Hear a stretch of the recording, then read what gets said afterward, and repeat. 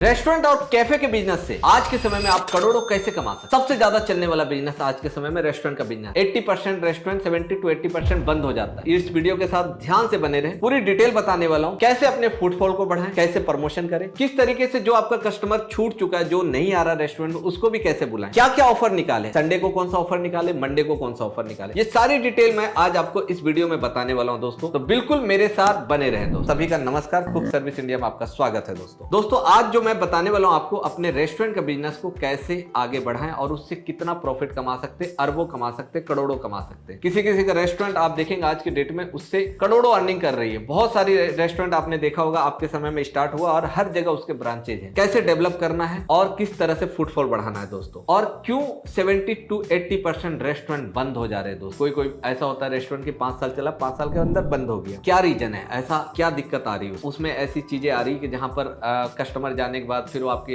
Test को बाद में पसंद नहीं करते। ऐसा कंपटीशन कैसे क्रिएट हो रहा है। तो दोस्तों इस वीडियो में ये सारी चीजें आपको अब मैं क्लियर करने वाला हूं। सबसे पहले तो दोस्तों आपने अगर रेस्टोरेंट स्टार्ट किया तो वहां पर अपने आप बिजनेस को, मेन्यू को कैसे कस्टमाइज करें। आज की डेट में दोस्तों आपके पास जितना कम मेन्यू होगा उतना आप ज्यादा अर्निंग कर सकते हैं। नॉर्मल मैं अगर एग्जांपल बताऊं तो आज की डेट में आप देख सकते हो वाव मोमोज है, पिज्जा हट है, बर्गर किंग्स है, या आप डोमिनोज की बात कर लो। आप देखेंगे जितना कम मेन्यू है उतना उसकी ज्यादा अर्निंग है, क्योंकि उस पर ज्यादा उनको मार्जिन हो रहा है और ज्यादा उस पर काम नहीं करना पड़ रहा है। अगर आप समझ लो कि आपके पास ज्यादा मेन्यू है, आपके पास सिटिंग कैपेसिटी है 30 से 40, कस्टमर आपके पास ज्यादा है, बट कोई आया आपके पास हजारों मेन्यू है, आके उन्होंने ऑर्डर कर दिया, आप अपने रेसिपी बनाने में लग गए 1 घंटा, 1-1.5 घंटे तक आपके चेयर में वो बैठा हुआ है, वहां पे कोई कस्टमर दूसरा बैठ नहीं सकता। इससे भी आपको नुकसान होगा। इससे ये नुकसान होगा जितना भी, अगर आपका स्टार्टअप बिजनेस है, छोटा रेस्टोरेंट है, तो आप अपने मेन्यू को कम करें, कस्टमर को बढ़ाएं, टेबल को बढ़ाएं, ताकि फुटफॉल बढ़ता रहे।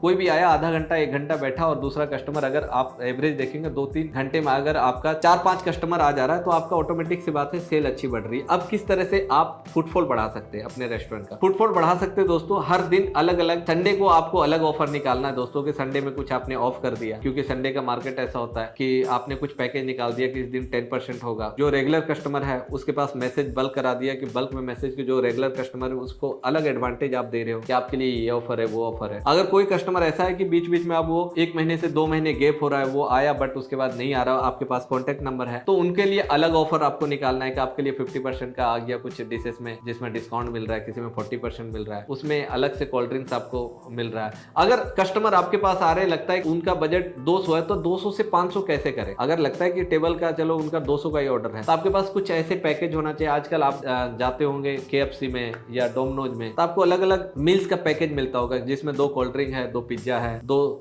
सैंडविच है। इस तरह का पैकेज आप बनाएं कि हाँ उसमें आप पूरी फैमिली पैकेज है, ये पैकेज है, सिंगल पैकेज है, अलग अलग नाम देकर आप अपने 200 वाले अमाउंट को 500 कर सकते हैं। नॉर्मली आप पिज्जा हट में चले जाओ, आपको बहुत तरह का ऐसे ऑफर देखने को मिलेगा। हर दिन अलग अलग चीजें आप निकाल सकते हो। वीकेंड में अलग हो सकता है। अगर आपके पास मंडे को कम सेल होता है उस दिन अलग पैकेज निकाल सकते हो कि आज के दिन 50% आपके पास डिस्काउंट चल रहा है, ताकि जिस दिन कस्टमर नहीं भी आता वो भी आपके पास आए। गोलगप्पा पे ऑफर निकाल, अगर लगता है कि आपका रेस्टोरेंट में 4 आइटम है, गोलगप्पा है, एक टाइमिंग फिक्स कर सकते हैं कि आज का ऑफर यह है कि गोलगप्पा में आपको अगर 50 रुपीज में अनलिमिटेड, 30 रुपीज में अनलिमिटेड, 100 रुपीज में अनलिमिटेड। आपको पता है कि कोई भी इंसान, एक सिंगल इंसान गोलगप्पा कितना खा सकता है, ज्यादा से ज्यादा 10, 15, 20, उससे ज्यादा नहीं खा सकता। बट उससे आपका कस्टमर बढ़ता जाए, आपके वहां पे विजिट करना स्टार्ट करते जाएंगे, जिससे कि आपका प्रमोशन भी होगा और डोर टू डोर आप लिफलेटिंग कराएं। हर जगह आप इंस्टाग्राम से लेकर फेसबुक में अपनी चीजों को पब्लिश करें, कस्टमर का रिव्यू लें, किस तरह का डिशेस है, कहाँ पे कमी है, कैसा क्या उसका कितना रिव्यू, स्टार कितना देना चाहता है, 5 में से 4 देना चाहता है, 3 देना चाहता है, कहाँ कहाँ पे कमी है। जब आप इस तरीके से आप पूछना स्टार्ट करते हो अपने कस्टमर से, तो आपको कस्टमर रियल रिव्यू देता है। वो कोई शिकायत नहीं होता, वो रिव्यू होता है, जिससे कि आप इंप्लीमेंट कर सकते हो अपने टेस्ट में, अपने स्वाद में और अपने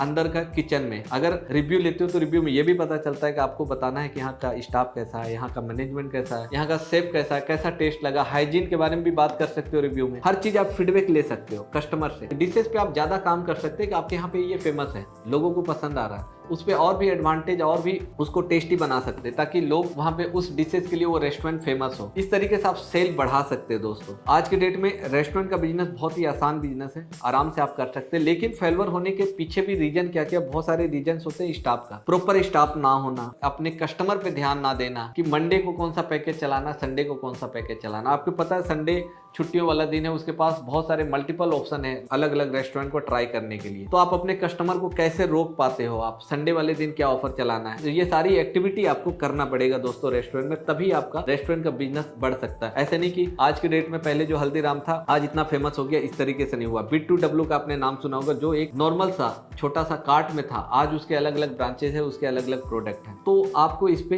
काम करना पड़ेगा। अगर आप 10 घंटे काम कर रहे हो, आपका अपना बिजनेस है, तो आपको सोच के चलना पड़ेगा कि मुझे 10 घंटे नहीं, मुझे बिना छुट्टी का हफ्ते हफ्ते काम करना है, 15 घंटे काम करना, 18 घंटे काम करना। आपको फोकस रहना पड़ेगा स्टाफ से ज्यादा। बहुत लोग होता है कि रेस्टोरेंट खोल दिया, स्टाफ के भरोसे उन्होंने छोड़ दिया, वो क्या कर रहा है नहीं कर रहा है उसको नहीं पता, उनको सुबह शाम रिपोर्टिंग चाहिए, इससे बिजनेस नहीं चलने वाला। आप रेस्टोरेंट का बिजनेस को अगर सक्सेस करना चाहते हो तो आपको, अगर स्टाफ 10 घंटे काम कर रहा है तो आपको 20 घंटे काम करना पड़ेगा। अगर आपको लगता है कि समय अच्छा चल रहा है, ग्रोथ में जा रहा है, तो आप उस ग्रोथ के साथ भूल जाओ, उस ग्रोथ के साथ और ग्रोथ में लग जाओ। उस टाइम आप खुशी मत मनाओ कि बहुत अच्छा चल रहा है, आप रेस्ट मत करो, लगे रहो उस बिजनेस के साथ। अगर 10 घंटे की जगह 20 घंटे, जितना जैसा समय चल रहा होता है, जैसा आप उसके साथ अपने स्टाफ के साथ लगे रहोगे, उस तरीके से आपको प्रॉफिट मिलेगा। थोड़ा सा आप वीक हुए, समझो आपका बिजनेस डाउन हो गया। क्योंकि रेस्टोरेंट का जो इतिहास है, आप कहीं भी पढ़ के देखोगे तो 80 to 90% लोग स्टाफ की वजह से, मैनेजमेंट की वजह से वो बर्बाद हो जाता है, डूब जाता है। प्रॉफिट वाला बिजनेस है लेकिन नुकसान का भी बिजनेस है। तो इसलिए